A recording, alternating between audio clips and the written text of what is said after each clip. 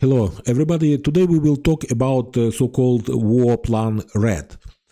This war plan was done in 1930s by U.S. military, and it was a plan to invade Canada. So, and about this, Peter Carlson is writing, and it is in the view of all this warmongering rhetoric that Donald Trump is directing on Canada. I think we can have a look at this right now. And so there is an article from Peter Carlson, the former Washington Post, I think, correspondent, who is writing about this plan. And here is the map taken from the actual war plan Red. And so that you can see anything. I mean, there is something to look for you besides my ugly face. Okay, so the article from Peter Carlson. One day in 2005, when I was a reporter for the Washington Post, I was in the National Archives researching a story that had long ago escaped my memory. But I remember well what happened next. A PR lady for the archives introduced me to an ancient gentleman who'd been an archivist there for 50 years. Being a reporter, I blurted out what seems like the obvious question. What is the weirdest document you have seen in your 50 years? He did not hesitate even a second before replying. War Plan Red. What's War Plan Red? I asked. It is an American war plan for invading Canada, he said. Visions of winning the Pulitzer danced in my head. The US plan for invading Canada? Has anybody ever written about this? Yes, he said. When War Plan Red was declassified in the 1970s, a few papers ran stories about this. That ended my Pulitzer fantasies, so I went back to researching that now forgotten story I was working on. When I returned to the office, I told my editor, Henry Allen, about the ancient archivist who mentioned a document detailing our plans to invade Canada. That's fabulous, Henry said. He was practically apoplectic with excitement. Did you get it? No, I mumbled. Well, it's not a scoop, it's old news.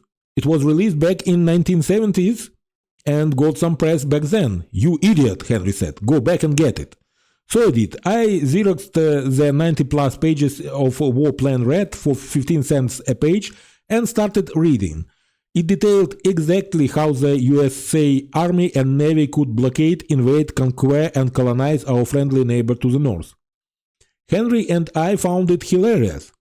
I called the mayors of the Canadian cities that the Pentagon planned to attack, and most of them seemed to think the whole idea was amusing.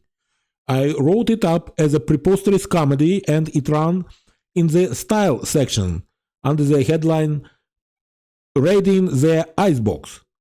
And I didn't think much about War Plan Red until recently, when President Trump repeatedly mentioned his desire to make Canada the 51st state.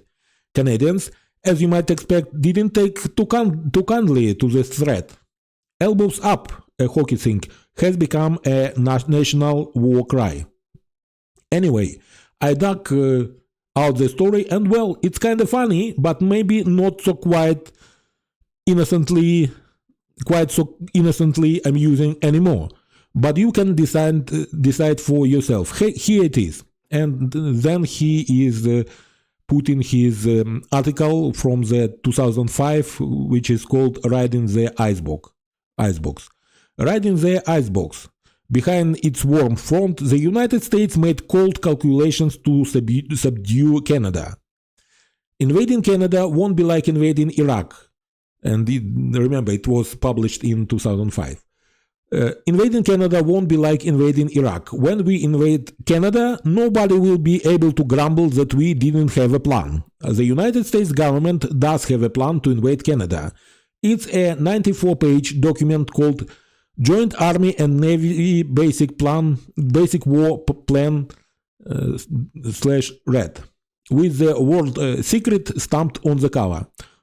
It's a bold plan, a bodacious plan, a step-by-step plan to invade, seize, and annex our neighbor to the north. It goes like this. First, we sent a joint Army-Navy overseas force to capture the port city of Halifax, cutting the Canadians off from their British allies. Then we seized, so you can see it in the map. So the map there is actually the war plan that was proposed by okay. Then we seized the Canadian power plants near Niagara Falls, so they freeze in the dark. Then the US Army invades in 3 fronts, marching from Vermont to take Montreal and Quebec, charging out of North Dakota to grab the railroad center at Winnipeg, and storming out of the Midwest to capture the strategic nickel mines of Ontario. Meanwhile, the US Navy seizes the Great Lakes and blockades Canada's Atlantic and Pacific ports. At that point, it's only a matter of time before we bring these Molson-swigging, maple-mongering Zamboni drivers to their knees. Or, as the official planners wrote stating their objective in bold capital letters, ultimately to gain complete control. It sounds like a joke, but it is not. War Plan Red is real. It was drawn up and approved by the War Department in 1930, then updated in 1934 and 1935. It was declassified in 1974 and the word secret crossed out with a heavy pencil. Now it sits in a little grey box in the National Archives in College Park, available to anybody, even Canadian spies. They can photocopy it for 15 cents a page. Now maybe it will be more costly because this article was written in, I think, 20 years ago, and there was some inflation since then. War Plan Red was actually designed for a war with England. In the late 1920s, American military strategists developed plans for a war with Japan, codename Orange, Germany, codename Black, Mexico, codename Green, and England, codename Red. The Americans imagined a conflict between the United States, Blue, so United States war Blue, and all the other countries they were planning to war with were codenamed like Orange, Black, Green, and Red.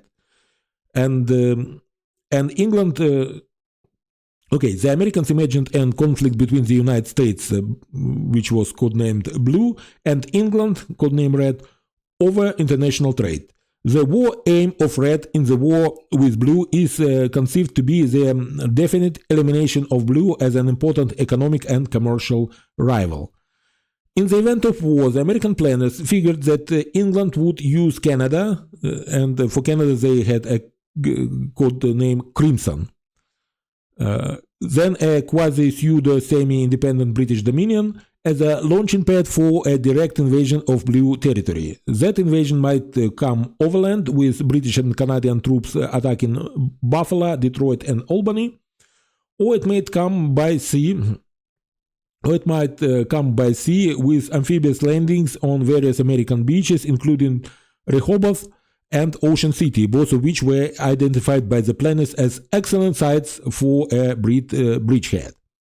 The planners anticipated a war of long duration because the red race, and you just notice the language, that heavy racial language used there. I mean, this is Americans in their internal war planning, and they are sounding like Nazis.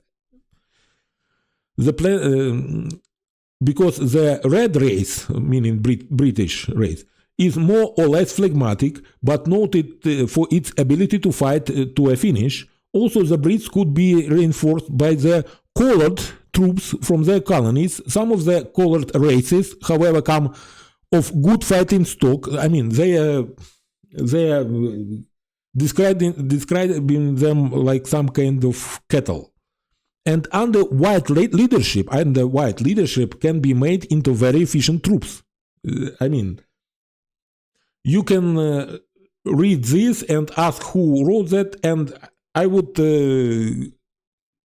bet that most of the people say that it will be. They will say that most people will say that it was written by Hitler, but no, it was written by American military in 1930. Okay.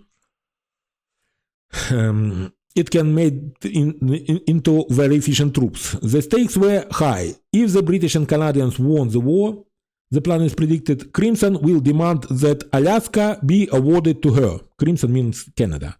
Imagine that, Canada demanding a huge chunk of US territory, them fighting wars.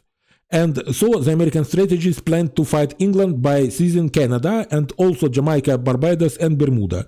And they didn't plan to give them back. Blue intentions are to hold in perpetuity all Crimson and Red territory gained, Army planners wrote in an appendix to the war plan.